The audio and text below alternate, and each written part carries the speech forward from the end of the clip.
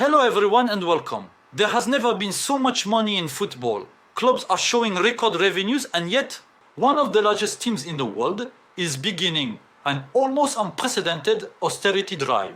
A team considered among the world's biggest brands and also posting record records. Yes, but Manchester United has lost its sporting brilliance in recent years, and the lack of regular qualification for the Champions League has hurt the finances. If you add to that the Glazers' financing method and the way the club was purchased, I won't go over it again. We have already covered it in some videos. Video have meant that today this cash cow is in great difficulty. We were talking about it a few months ago, saying be careful, there was the buyout. So, from United partially, since we record that John Ratcliffe bought approximately 27% of the shares, more than 1.1 billion given to the Glazers, and also approximately 300 million put into the club. These 300 million that initially were meant for the facilities. However, we realized that already $150 million have been used for debts. So in a way, it's good. It slightly reduces Manchester United's debt, which, as we recall, has been increasing exponentially since the Glazers arrived. Certainly there are assets, there are still very, very high contracts. Nevertheless, it has been repeated for some time. Today's sponsors want United because we're still going to sell.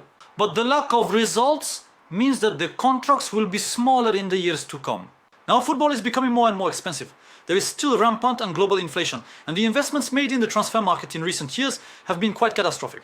Where United, I recall, had the reputation of being a soccer club, meaning a club that overpays for players in transfers, in salaries, and especially makes poor choices. That the new minority owner in charge of sporting operations, John Ratcliffe, emphasized. He has been on a media tour lately. He even spoke to the excellent United We Stand, where he had slaughtered, there are no other words, the former management, saying that United indeed is no longer Ferguson's team. Today, it might be a legendary club.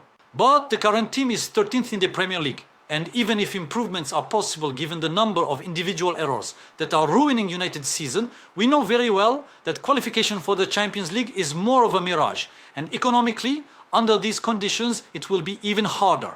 So since Ratcliffe's arrival, he had announced that he would not make decisions that would please everyone, except we remind him. United was the cash cow, and unfortunately, those who suffered were the employees, more than 250, so left last summer. Many things have been reduced. So the English press talks about it a lot. Employees complain, are not happy with all the small perks and privileges. There's no real Christmas meal anymore. They were just given a small gift card of about, not even £50 for Marks and Spencer. Many things have been removed. You have transport, you have seats. Anyway, we are currently on low cost. People are being forced to come in person, to give up remote work, especially so people leave tomorrow.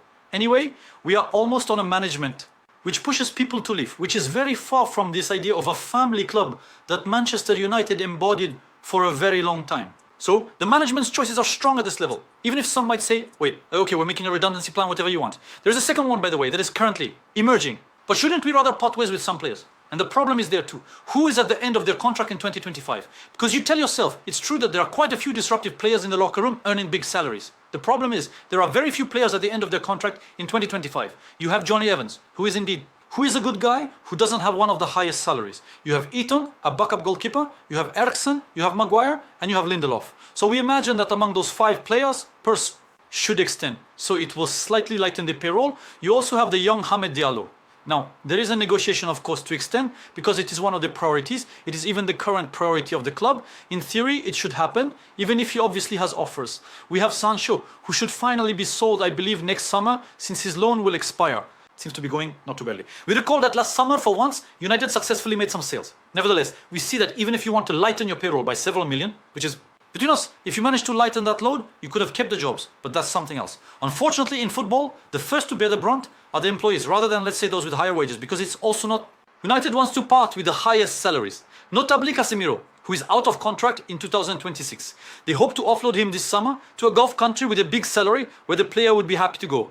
Rashford, it's the same, because there are quite a few issues, etc. He almost left already in the past. To keep and protect all these young players, those in whom the club has invested significantly, we can think of Euro, so De Ligt is a bit older, but there was a great investment. Obviously they want to keep him. They hope to revive Højlund, who is now scoring some goals, saying, well, it worked, to support him with some Diallo, some Garnacho. Obviously maybe keep 1 or 2 veterans on this topic, but the others, there you go. Obviously, they especially want to keep a Kobe Manu, I might be pronouncing it wrong, the new wonder from the training center who is already attracting the interest of all the English clubs. And let's say at United, they cannot afford to let him go, especially in terms of image, because it would not go over well with the fans. So for that, they will have to shed all the salaries and try to finish at better, even if you're not in the Champions League. We remind you that last year, United lost more than 120 million euros, that they lost over 80 million euros over the past 5 years.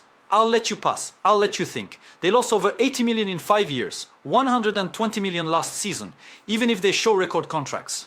We realize that the operating deficit is such that the solution is not viable. And where it's really terrible, what is happening? We had, as I say, announced this austerity cure. It will come almost every day without resale. That is to say, before United, they had the answer. The reputation is a soccer club. Now they have the reputation of being a club. Oh la la. But everything is for sale at United, actually, because agents have already been appointed. Yeah, you can try to find something for him. What are we going to do with Anthony? They have plenty of dead weight, as I was saying.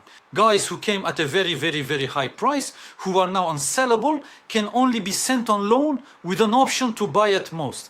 And the problem is that that hampers you from investing, because you have guys who are almost demotivated today. That's why you can change the coach, anything you want. The problem is much broader. It mainly lies in the way of proceeding.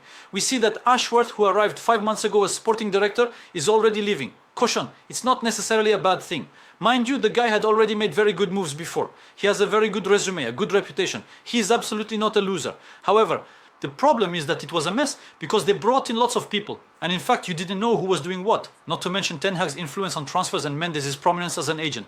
Well, let's say it was a complete mess. So now the idea is to streamline. And INEOS needs to streamline. Because let me remind you, unfortunately, Ratcliffe, he can present well in the media or whatever, but he's still a guy who keeps going.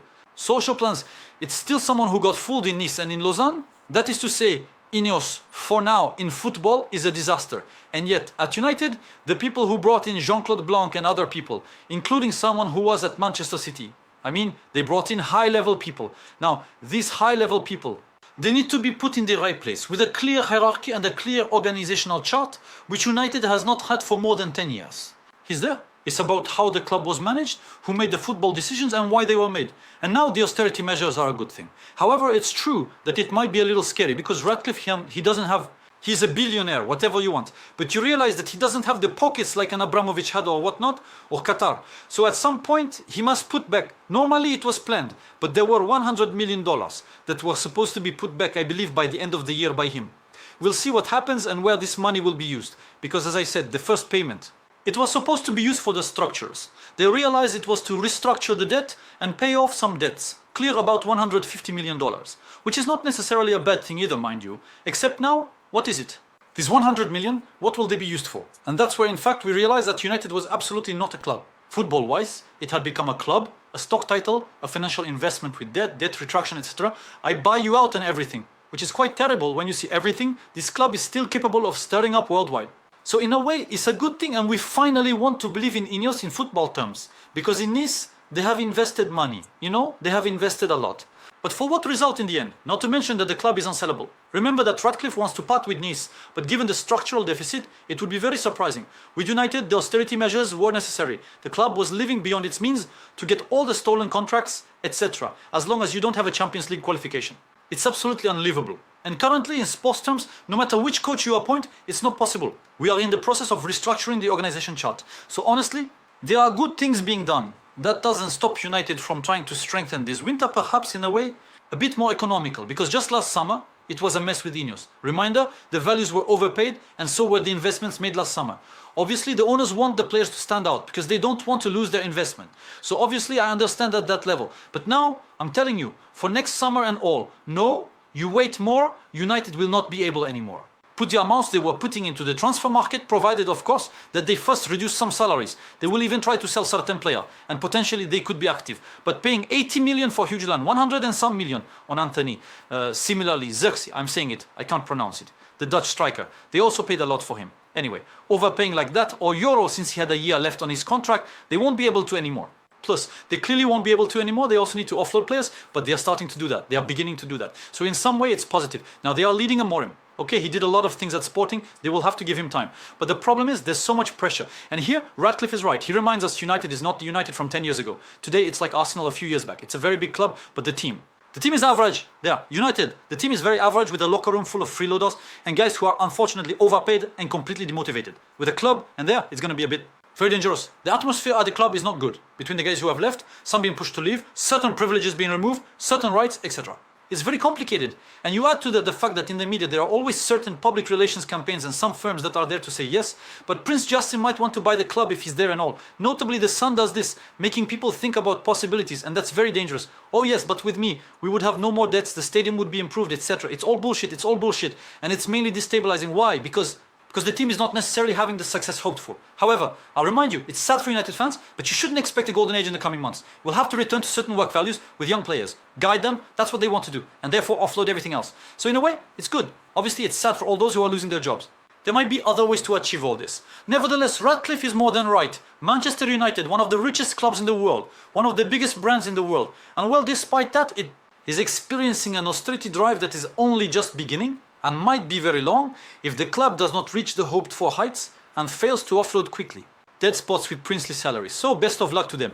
But as you see in this somewhat ironic, somewhat paradoxical video, one can be very, very rich in the world of football, can have lots of income, etc. But it's not the income that matters in the end, it's about seeing the balance. And unfortunately, in the world of the beautiful game, balance is very rarely achieved, and when it's not, it can be disastrous. I'll end on that note. How do you expect Manchester United to continue like this with an owner who is not as a state when your team loses around 420 million euros over the last 5 years? It's sad to say, ambitions, perhaps they need to be held back a little. Lay low before coming back and rising from the ashes, as the club has always done. On that note, keep the faith.